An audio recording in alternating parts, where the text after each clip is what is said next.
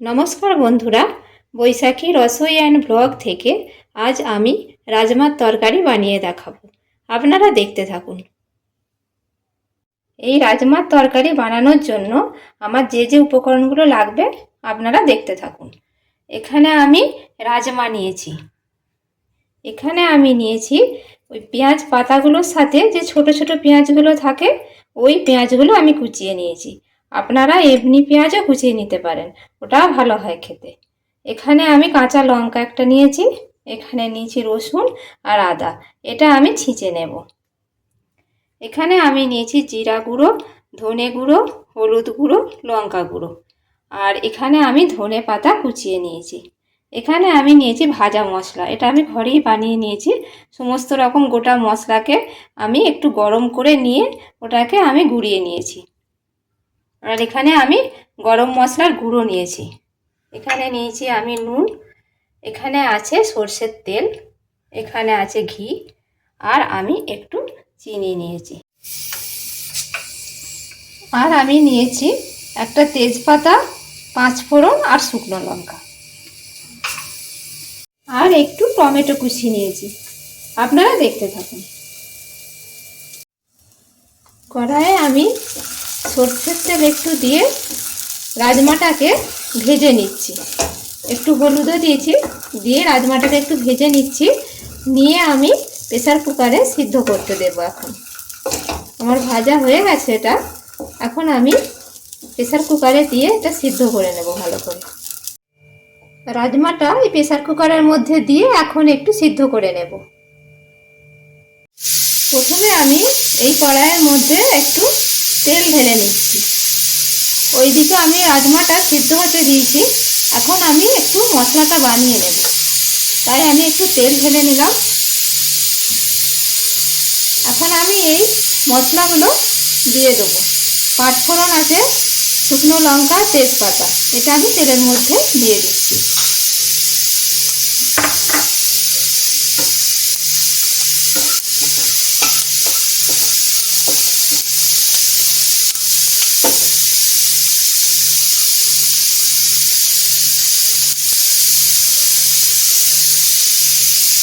এবার আমি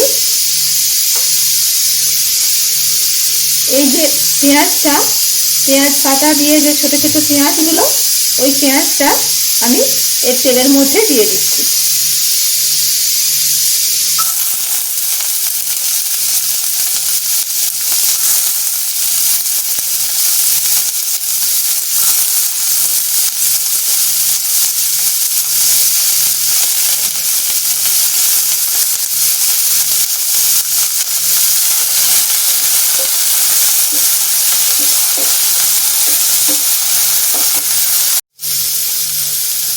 আর একটু এর মধ্যে আমি নুন দিয়ে দিচ্ছি।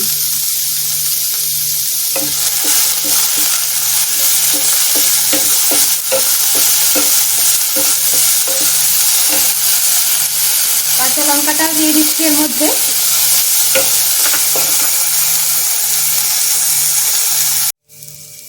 এবার আমি এর মধ্যে টমেটো কুচিটা দিয়ে দিচ্ছি।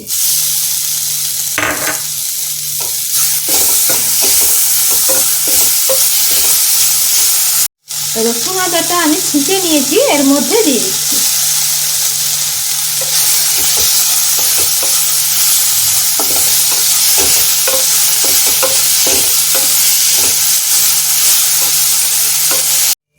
এবার আমি এই মশলাগুলো সব এখানে ঢেলে দিচ্ছি। এখানে জিরা গুঁড়ো, ধনে গুঁড়ো, হলুদ গুঁড়ো, লঙ্কা গুঁড়ো, এগুলো সব আমি এর মধ্যে ঢেলে দিচ্ছি। আর একটু এর মধ্যে আমি জল দিয়ে দেব।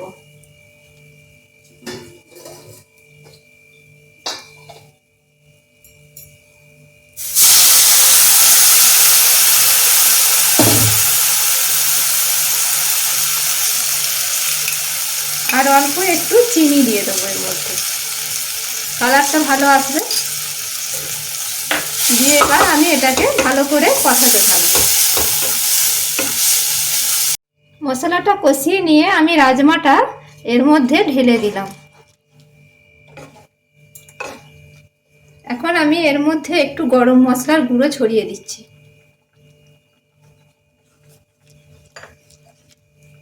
আর একটু নুন দিয়ে দেবো।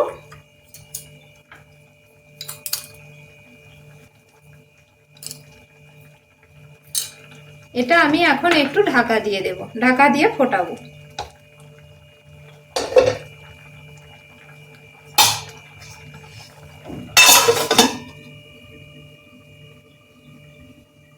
একটু ধনেপাতা ছড়িয়ে দিচ্ছি এর মধ্যে,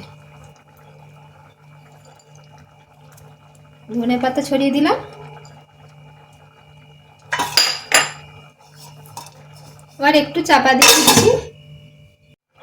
এবার আমি একটু ঘি ছড়িয়ে দিচ্ছি।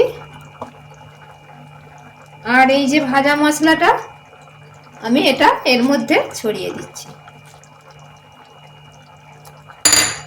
এবার আমি গ্যাসটা বন্ধ করে দেব। রাজমাটা আমি এইভাবে সাজিয়ে নিয়েছি। এটা খুব টেস্টি হয়েছে খেতে।